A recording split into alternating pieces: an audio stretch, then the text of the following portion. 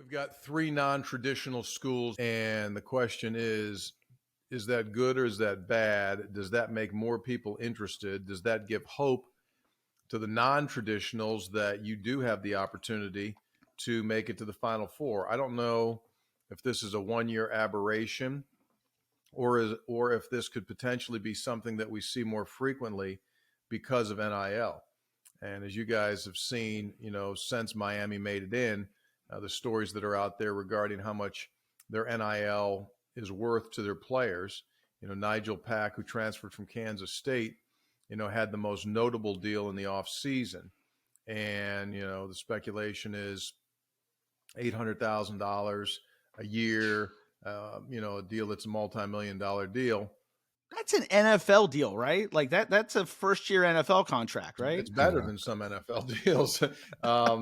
And so the question becomes, does this mean the Miamis of the world have a chance to get there more often?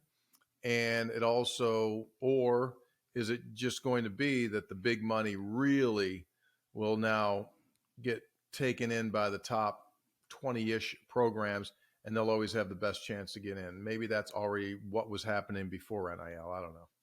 Well, I think the biggest thing with that is, talent always rises out. The top talent rises to the top. So I think with these kids having playing basketball, the trainers out there are getting better.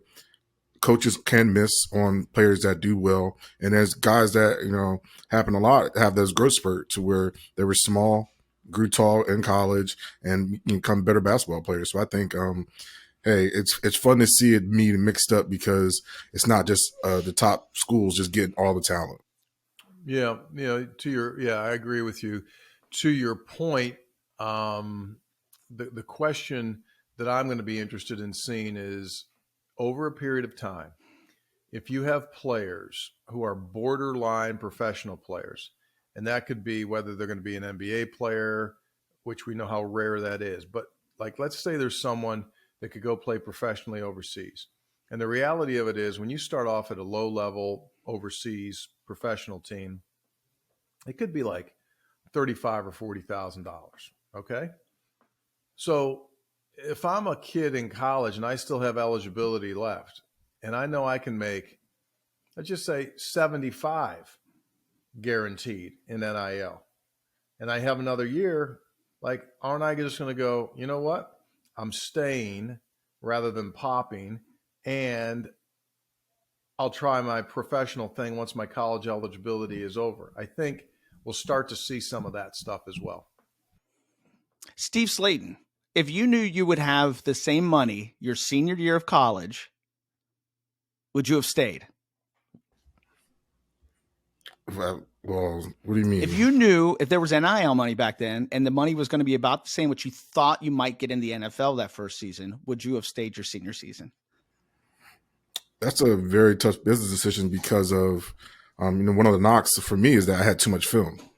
So me staying another year would have been too much film. So I think it would have been really just a really tough and seeing what the money really could have been.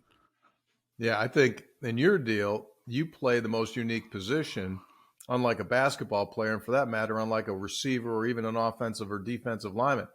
You have a limited number of hits that your body can take as a running back. Mm-hmm. And so I would think, Matty, to answer that question, in that running back position, that would be the unique one where I think if you've got the chance and you're going to be definitely drafted, I think you go into the league. But if you're like a borderline free agent, then I do stay and I make sure I get the guaranteed money. It is interesting. What's our boy going to get this year? JD, wherever he's at. He's at JD Daniels, school, right? Yeah, he's at Rice, right? He's at he's at is that what it is, Rice? It's one of them, one of those schools. What is it? Rice? Look that up. Come on, you guys. Hey, Vince. Vince, we do have a producer. He's supposed to be doing. I'm going to be in the chat looking for this in 5 seconds, Vince. I think it's Rice. I'm putting laying. I thought down. it was. I thought it was Rice. Vince will be on this. I don't think he is. I can ask Siri. You want me to ask Siri? I got it. I got it. Hey, everybody. This is a professional show. JT is at Quarterback. It says West Virginia. That ain't right. It's in Houston. Oh, it's got to be Rice. Yeah, it's Rice. Then. Yeah, it's Rice. Yeah, he's yes, he is at Rice. So this is his whatever school, 15th. And he gets would be 4. How much money do you think he's made in college so far? Oh, I'd say between $200,000 and $400,000.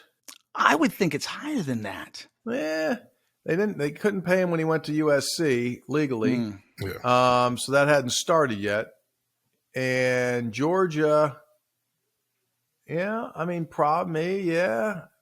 I don't think do deals get finished before the beginning of the year or start of the year, or deals come in at any point in time? They could come in at any point in time. You could, I know for a fact that at TCU this season, when they continued to do well, the NIL money increased as they went on. So, hey, you guys now are going to play in the championship game of the Big 12. Now you get this much. And now you're going to play in the national championship game. Now we're going to get you this much. So it literally increased as the season went on. Yeah. Sounds like a playoff bonus. That's what they have in the NFL. Well, one comment I was going to just make about the Final Four is one thing I have seen in common with these teams is they're gelling and they're having fun. Maybe that's because they know they're getting paid. I don't know, but they do seem to have that in common. And I think a lot of the big schools that went down were stiff and just, I don't know. They didn't feel like they were as loose as the teams that won. Can I tell you a story about a young man and his first time in college? Please do. This story is brought to you by our friends at the Book Exchange, our new sponsor. Use our code Burning Couch to get 25% off when you go buy something from the Book Exchange. So my first week at WVU, I'm a rube. I'm fresh off the farm. I think I'm cool, but probably not. So my first week at WVU, like all students their first week at WVU, I was at the Book Exchange. And I was shopping for books. I met this really pretty blonde. She had sorority sweatshirt on. And I'm like, we're talking about books. And I think I'm really getting somewhere, 18, 19, I think it's going on. And so at the end, I asked her out. Note, this is probably a junior who's in the sororities. And I am a lowly freshman with hayseed stuck in my hair. What do you think she said? Of course. Give me the number, Matty. Nah, Steve. No, she let me down. She gave me a big fat no. Never saw her again. I mean, saw her on campus a couple times, but I never said hi again. She deflated me for probably a full year from asking girls out. But you know who's never deflated me? The Book Exchange. They've always been there, Steve. They've always been there when I needed them. They'll give me a hug. I walk in the Book Exchange, ask for a hug. I get a hug. And Matt is funny because she was an imitator. And just like Morgantown, there's a lot of imitators in Morgantown. But the Book Exchange is not one of them. The history, like we talked about, since 1934, a small family-run owned business. Burning Couch, right now, you would get 20% off. But we already said it's almost nearly free. Largest selection of women's gear, WU gear, men, women, children, kids, what have you. And by the way, you can still go and, of course, spend your first week getting your textbooks there as well. There are so many people who come into Morgantown and try to make money off of West Virginia. The Book Exchange, if you're going to spend your money on West Virginia gear, spend it local, spend it family-owned. We support family-owned businesses. In fact, we have no sponsors that aren't family-owned businesses. The Book Exchange, use the code Burning Couch, go to bookexchangewv.com. And remember, take a screenshot, keep your receipt. We're going to do a drawing at the end of the month, Steve, for some cool gear from the Book Exchange. And you're going to throw in something that they would never be able to get, correct? Yeah, nostalgia. That's the key word that we're going to have with the Book Exchange is nostalgia. We're going back to 2005. And then, and we'll take it back to 1934. The Book Exchange. Go check them out. Burning Couch is the code. 25% off. Do it now. Do it. Do it. Do it. From Jam Street Media.